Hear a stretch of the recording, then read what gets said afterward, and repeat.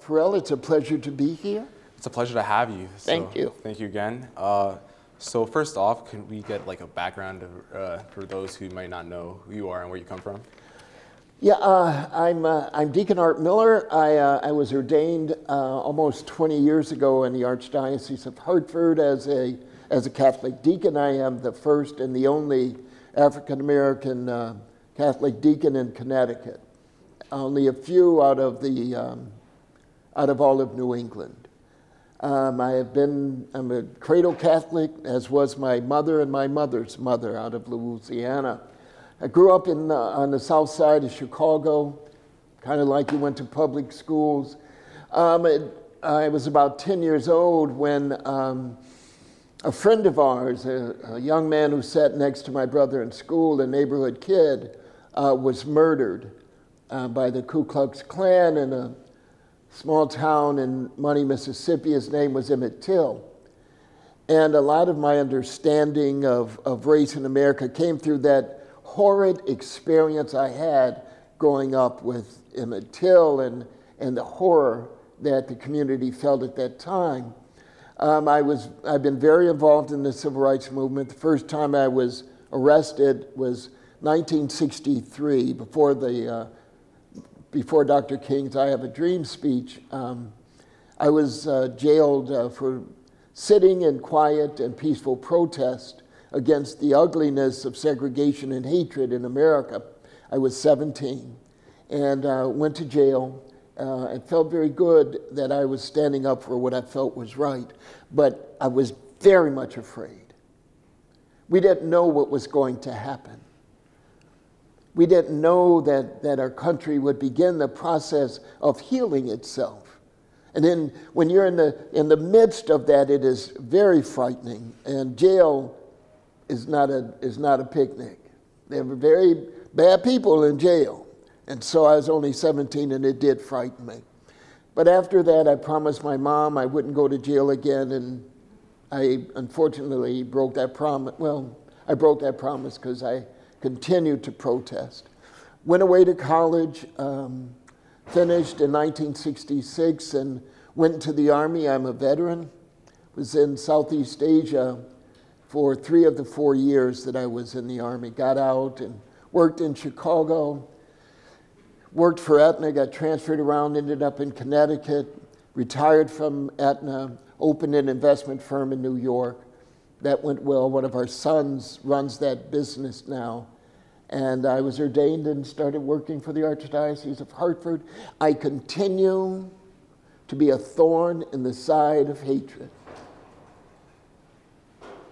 I continue and will always be a thorn in the side of hatred. I believe that there is an 11th commandment. And that 11th commandment says, thou shalt not be a bystander. And so if I view or aware of any injustice, I will speak up. It's very easy to do at my age. It is a very difficult thing to do when you're young, but it takes a determined mind to do it. The last thing I will share with you before Farrell continues his questions is that it is estimated that only 5% of the American population participated in any meaningful way in the civil rights movement as determined between 1955 and 1965. 5% of the American population. That means 95% did nothing. And yet that 5% changed not only America, but I would dare say the world. 5%. So your voice counts. Now, as I sit in here, and as those who will see this eventually, and I have been told there are about 800 students here at this school, 5% of that 800 is 40. Means maybe, if we're lucky, 40 people, 40 young men in this school will do something meaningful to alter the change of hatred in this country. My question is always this: are you one of the 40? Are you one of the 40? Or are you one of the bystanders? That's what we're going to talk about. You feel me? Yo, do you feel me? And you two out there in the audience, do you feel me? Okay. Thank you for that. And I just want to first discuss, like, what were your observations as you've lived through, like, segregation and the civil rights movement in the 1950s and 60s? What were your observations and thoughts on the comparisons between the 2020 Black Lives Matter movement, also known as BLM, and those protests? So I just want to know, what did you think and how did you feel about that? You know, that's a good question, and I'm asked that a lot, Farrell, so thank you for asking that. I was arrested in 1963, and as I sat in protest, there were police dogs and they're barking, and it was frightening. And they dragged us off to jail. And all you could hear were all of these people behind the police yelling, you know, go back to Africa, you dirty N-word, all that stuff you heard, and it was frightening. You know, we didn't know if they were going to kill us or not. I was also arrested in 2015 at 70 years old. And again, the police were there. They weren't as brutal as the ones in 1963. But there were a lot of people behind, and they kept yelling, go back to Africa, you dirty N-word. So the same thing I heard in 1963, I heard in 2015. But has there been a change? Well, of course. Things are better than they were, but things aren't supposed to go backwards. They're supposed to be better, and they are, but are they where they should be? I would say there are a lot of us who are aware that there is an ugliness in this nation that deems itself to be perfect in its pursuit of freedom for all people. But it is the pursuit because we have not yet achieved that objective. I want to share this one thing. I will tell you this. This is where I've come to, what I've begun to understand.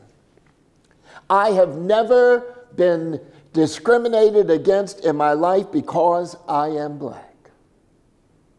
I have never been treated poorly because I am black.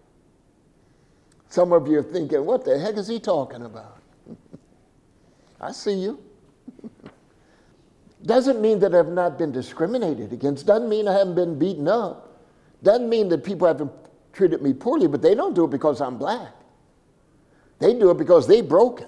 Yo, man, I am fine. Psalm 139 tells me I am beautifully and wonderfully made. God knew me before I was formed in my mother's womb.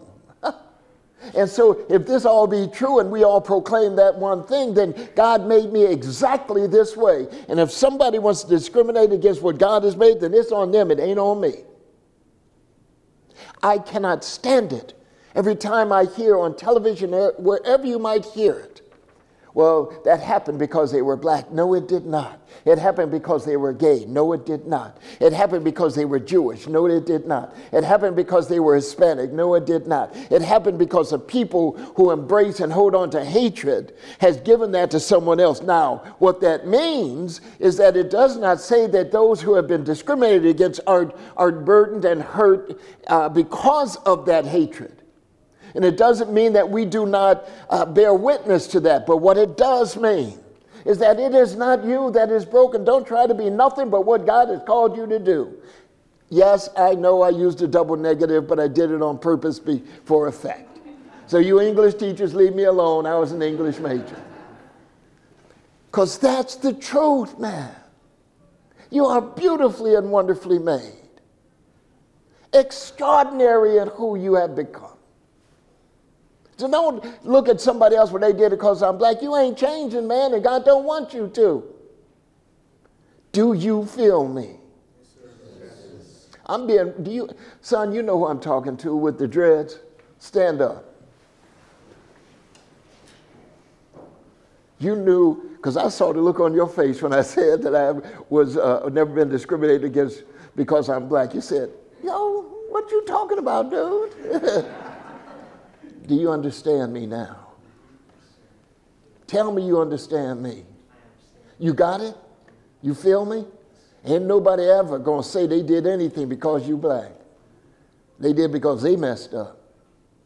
You got that in your heart, son? That's exactly what I'm talking about. And you're changed. Okay, you sit down. You see, that's the real part of it. So if you do discriminate against anyone, be they gay, be they Hispanic, be they Islamic, it's not them, it's you. You work on you. You be the best that God can make you be. God will work on them. And just to follow up on this idea of like brokenness in other people, how can students here combat this this oppression and this brokenness in others, and how can we help to stifle this? Wow. You know, of course, we go back to Scripture, and you know, Christ said, why are you trying to take the beam out of, the splinter out of your neighbor's eye when there's a beam in your own? I abundantly and profoundly embrace the idea that I'm working on me. And through the process of trying to be the best version of myself that I can be, just doing that might attract those who recognize that they have something they have to work on as well. Most of my work actually is on the street. My work primarily outside of church in the hood, north end of Hartford and some of the other places where there's profound poverty and violence. And so clearly, when you work in that kind of an environment, you find folks who are doing things that are terrible for themselves, and trying to point that out and lead them is the only way to do it. It is not pointing out, man, you're a screw up. It is, come on, man, come with me. I want to show you a better way. To be the example that someone needs to have. And just to continue in this idea, what was your journey into becoming a deacon and finding God? Well, I was running away from God for a long time. When I was 12, I knew, I felt God wanted me to be a priest. But that's what God wanted. I haven't always done what God has wanted me to do. I'm being real with you. And I remember where I was standing at 12 years old, and I clearly heard the voice of God about being a priest. And, then I met a girl when I was about 15. I said, well, this ain't going to happen. And so, finished college, went into the Army, and then I met someone who I absolutely adore. I've been married this will be our 52nd year of marriage. I'm just... Trust me, you're applauding for that poor woman. But a number of years ago, I discovered, or one of my brothers told me, that there's a program to be a deacon, and what it was. I said, oh, that's it. God, he was putting that in me to be a deacon, and he created the diaconate. The diaconate program re-emerged in, I think, 1968, right?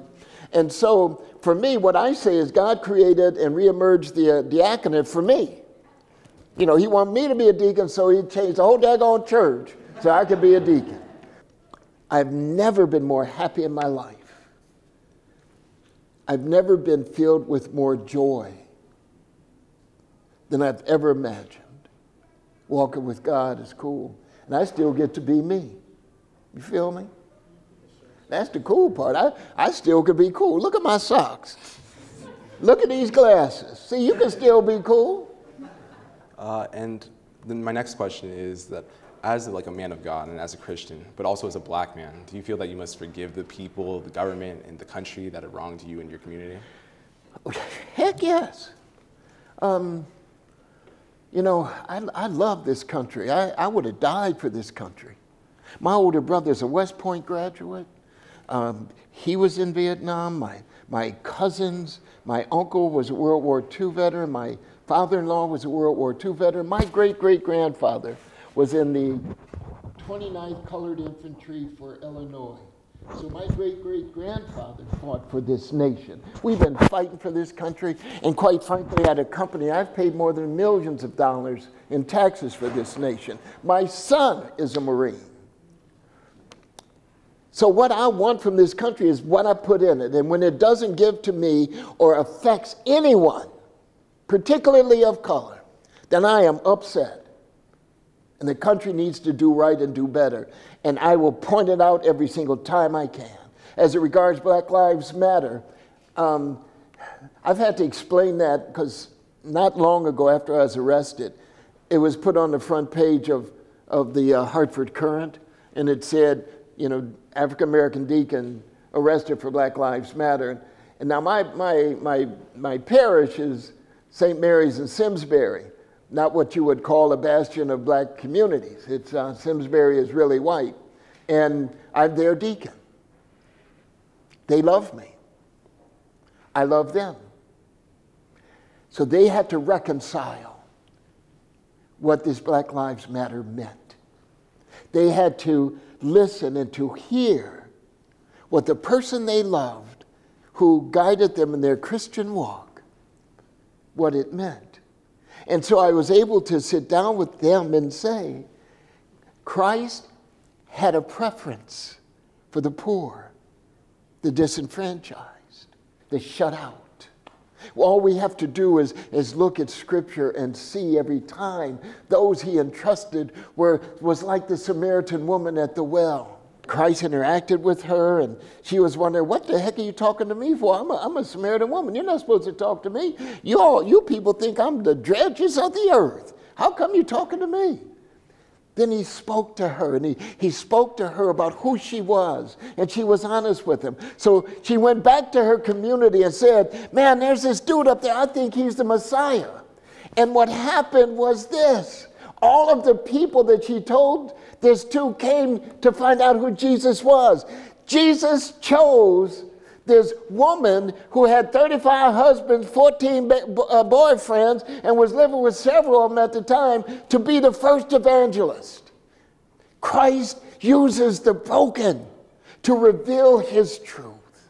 So as someone who's concerned about Black Lives Matter, we need to reveal the truth of what we are doing to black folks in this country, to Hispanic people in this country, to Asian people in this country. And just to follow up with that, I guess there was the assertion that like all lives matter, and that was a phrase that was like really heard throughout the protest. So I just wanted to hear like your thoughts on that. Well, certainly all lives matter, but that ain't the point. Yeah. I mean, of course all lives matter, but there's some lives who don't, it seems like it don't matter as much as others. And until we reveal the truth, we will never find the truth. My mama used to say, if you're afraid of the truth, you'll never find the truth. And then just to follow up with that, in like the 2020 BLM protests, pictures of these protests were vastly different compared to the ones of the civil rights movement in the 60s, where the crowds of protesters were made of like so many different people of different races. And what did that make you think and feel? Man, I was so happy that was young people doing this stuff. You know, I've been to a lot of marches with young folks and stuff. Man, I'm tired. It's your turn. Really, I am not kidding you. It is your turn. It's, we can't wait. You know, they keep saying the children are our future. Man, you're my right now. You've got voices. You stand up and speak up. You be one of the 5%. Whatever your 5% is, man. I got to tell you, you're going to be afraid. When you stand up to do what's right, they're not going to throw no parade for you. When I stood up for what was right, they put me in jail. So do not expect when you stand up for what is right that somebody's going to pat you on the back. That's not why you do it. I know you all do examine. A part of my examine is I wake up in the morning, the first thing comes out my mouth is, Lord, what we gonna do today? Just like that. What are we gonna do today? Because, see, I recognize that my life is coupled with God's directions for me. Now, I don't always do what God wants me to do. I mean, hey, that's what confession is for. But every day, you will be given the opportunity to be kind, to be giving, to be generous. Every single day, you will also be given the opportunity to be selfish and mean and cruel. If you want to do a service every single day, do something kind. For the students in the room, how can we help them understand that the Christian service requirement here at Prep isn't just a checkbox? It's not just for the college application. It's for real. And it's for real. Yeah. How can we help them understand that? I don't know if you can. I know you can put them in a position where they will recognize it. I hope that just our conversation today is more than conversation. It is the idea of acting. Because, see, when there are going to be 25 of these operators of charitable organizations, what you will see is that there will be 3 or 4 people who are friends, 3 or 4 young men who go from booth to booth to booth, and all they'll be doing is laughing and talking to each other and say, well, we got to do this. There's something you're not going to change. But I had to resign myself to understand that I got to deal with that 5%. Man, if you can get 10% or 20% to actually understand, man, that they are to act, it takes courage to step out and to help somebody else. Only you can determine whether you have courage enough to do it. Man, I wish somebody would have come to my high school and began to talk to me like I'm talking to you. Hell, I ain't talking to you. I'm talking to me when I was 16 and 17 years old. Man, when I go to schools, and they say, could you come in and talk to them about bullying? I say, yeah, man, but, here's the truth about bullying. Here's the truth about, selling drugs to one another. Here's the truth about drinking. Here's the truth about all that stuff. Your teachers, your parents can't change jack. Principal, police, nobody in this school can change anything. The only ones that can change anything or to help this school is the students. You. When you decide that you're not going to put up with some of this garbage, then it won't happen anymore. When there's a disagreement and everybody pulls out their cell phones so they can take pictures of it, and instead just walk away and say, stop doing that. That's when you become mature. Now, I'm being real with y'all. I ain't your teacher. They're going to pay me. I don't do this for free. So I'm telling you the truth. For a long time, as a black man growing up in Chicago, I used to think justice was spelled just us, because that's what I saw, just us and the rest of it. My belief within my heart was when I was at a march and there were teenagers there, that's the beginning of changing hearts when they're this young, before they have been contaminated with hatred. I remember when I was young, the segregation you read about, the white-only signs and all of that. I remember that. And when I compare that to today, there are no signs in Simsbury or Greenwich that says no black people, but the price tags say the same thing. I grew up middle class, and my kids were upper middle class. And how they were treated, there was no sign, but how they were treated was the sign. So so the signs are still there in people's hearts. And that links back to the justice part of it. Dr. King said, you can change all the laws you want, but until you change their hearts, nothing will change. Young man asked, how can this generation combat the degradation of racism in this country, racism, ethnocentricism, and all of the other isms? By loving one another right now. Look, come this summer, all of you are going to be invited to a barbecue. All of you will be with your families at one thing or another. And sure enough, there's going to be old Uncle Charlie there. And old Uncle Charlie going to have 3 or 4 special sips from that special punch. And Uncle Charlie gonna get a little woozy. Oh, Uncle Charlie gonna start talking about, well, you know how them Nivrose are. You know how them Islamic people are. You know how them Arabs are. You know how them gay people are. You know how them Irish folk are. All that old crap. It's up to you. The moment you hear that, say, yo, Uncle Charlie, man, we can't roll like that. Your mama may be upset with you, your daddy. Hell, it might be your mom and daddy who say it. But you have to stand up and say, no more. Not in front of me. By the way, man, we going over, but I'm sorry.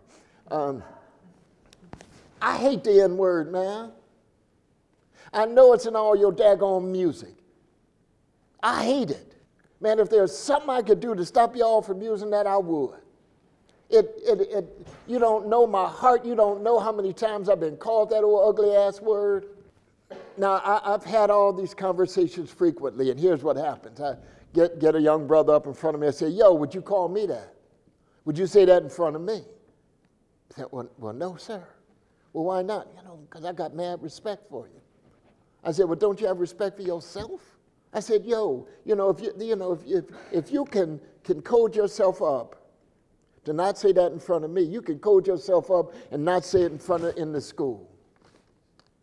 You could code yourself up and not say it on the bus. You could code yourself up and not let it come out your mouth. The other part is this. I integrated a school in 1957. Just a few black kids. We're the smartest kids in that school. I keep hearing this garbage wherever I go that, you know, if you acting smart, you acting white. What the hell's the matter with you? The blackest thing you can be is intelligent. The blackest thing you can be is intelligent.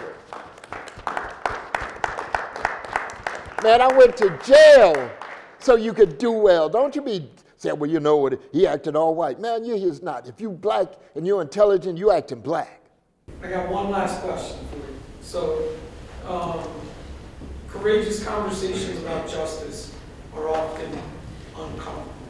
Yeah. How can our students move from that uncomfortableness to truly open up and have these conversations with their peers, with their families, and out in their communities? I live on the edges. And yes, and I've learned to become comfortable with discomfort. I know that I'm growing. My mom used to say, if you're not busy growing, you're busy dying. And so I've learned to grow on the edges. I've learned to accept honest conversations. I will not put up with just taglines. I don't have to, I'm old, man. I ain't got that many more years left. So I need to have regular, good conversations with folks who have a willingness to listen. Folk ain't willing to listen. I'm too old. It's your job. Gotta leave somebody for y'all. All right, we good? I gotta go home before the traffic get too bad. Before you leave, we have a little token of our See, appreciation. this is the bag of money they paying me. You're welcome, brother. Come here, man. Come here, give me my